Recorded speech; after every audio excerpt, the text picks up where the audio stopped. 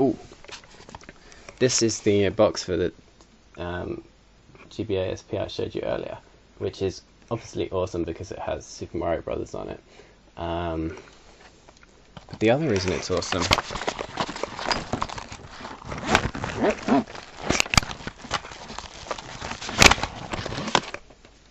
is because look how freaking tiny it is.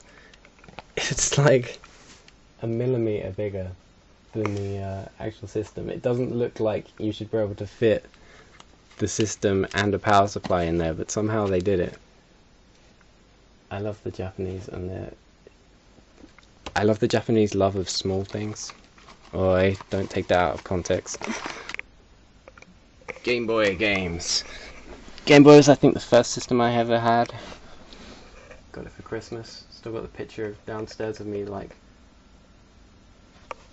playing Tetris and loving it. Focus, fucker. Just needed a bit of verbal abuse. Now, and this is kind of the pride and joy of my whole collection. These are possibly the rarest games I've got. Okay, let's start with this one. And they are Konami music games for the Game Boy Color. Starting with Beatmania GB. And Pop and Music GB, which is kind of it's kind of a kid-themed music game, but it's freaking awesome as well.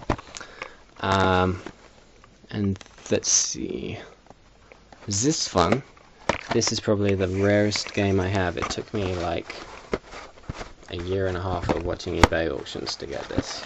Beatmania GB2. And I don't know why, well I do know why, and I'll explain why in a second. I love these Game Boy music games more than almost anything else. Because I was thinking about it earlier today, and I think it's because the music is kind of 8-bit Game Boy music, which I love to pieces. And there's this band called Anamanaguchi, who I'll link to, and they're this band that uses a modified Nintendo Entertainment System as a synthesizer, and they are awesome too. And Bohem mentioned them on his Twitter, so much respect to Bohem for pointing that one out to me, because I love those guys. Well, he didn't point it out to me, he pointed it out to anyone who's listening.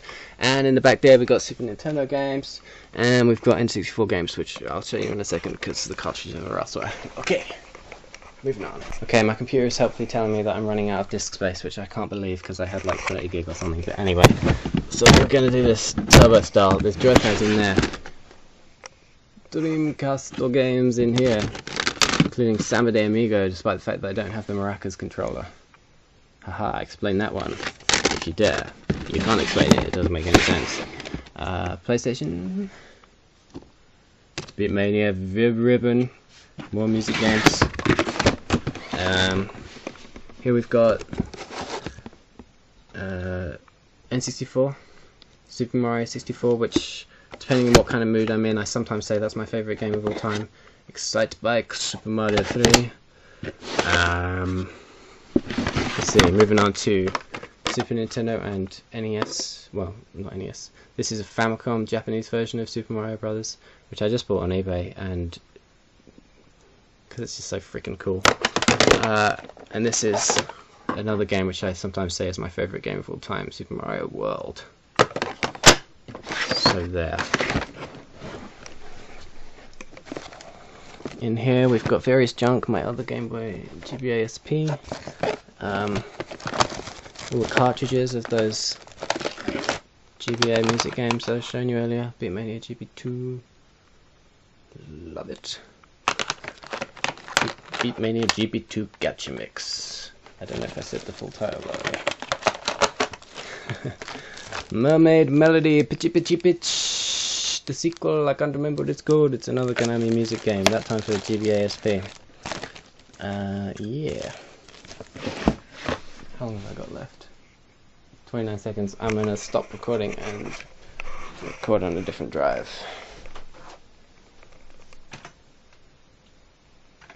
Alright, welcome back. I got another 25 minutes or something. Yeah, you don't really want to see me talk for 25 minutes, do you? Never mind. Oh yeah, speaking of Konami music games.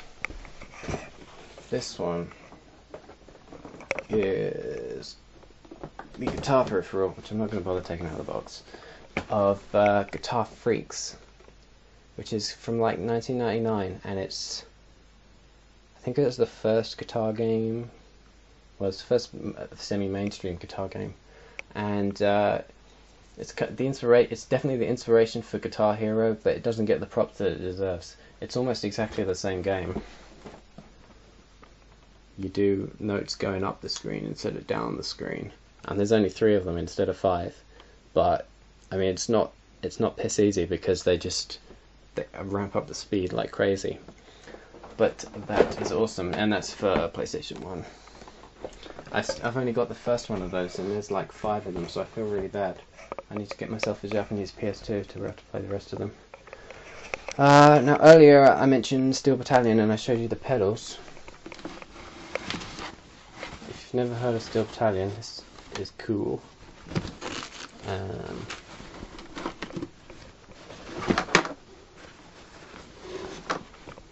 This game is remarkable because of this ridiculous controller. You might have noticed I've got tons of games with ridiculous controllers. The lighting isn't very good, I'm going to fix the lighting. So yeah, if it's got a ridiculous controller, then I'll probably buy it.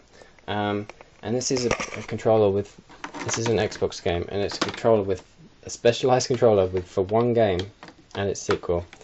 And it has 40 buttons, 2 joysticks, 3 pedals, and it's freaking awesome. Oh, and a gear shift as well. It's got a little sub joystick on the end of that joystick. It's got, this is the greatest thing in the game. If you die in the game, if your tank, well, you don't die, if your tank gets blown up, then you have like a 5-second window where you have to flip this open and then press the eject button, and if you don't eject in time, then you die, like for real, and it deletes your save game if you don't eject, which I think is so freaking awesome. I wish I had my Xbox plugged in so I could turn this on, because it does this brilliant, all these buttons light up, and so it does this awesome light show when you first start it up.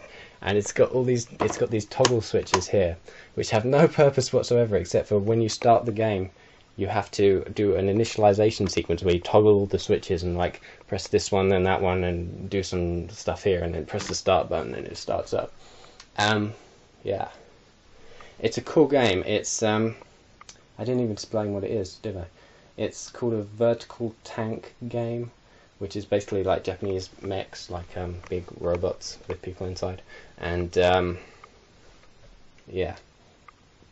And it's probably it's one of the most immersive games I've ever played, just because you're using both your hands at all times, both your feet on these 3 pedals as well, and and you have to concentrate like fuck, because it's a difficult game. You've got to, you have to like move with one of these joysticks, point your weapon with the other one, and change what direction you're looking at with this joystick here, change gear when you're going too fast, communicate with the other people in your team using this junk, fire your chaffs and your fire extinguisher, oh my goodness, reloading, yeah, it's all kinds of cool.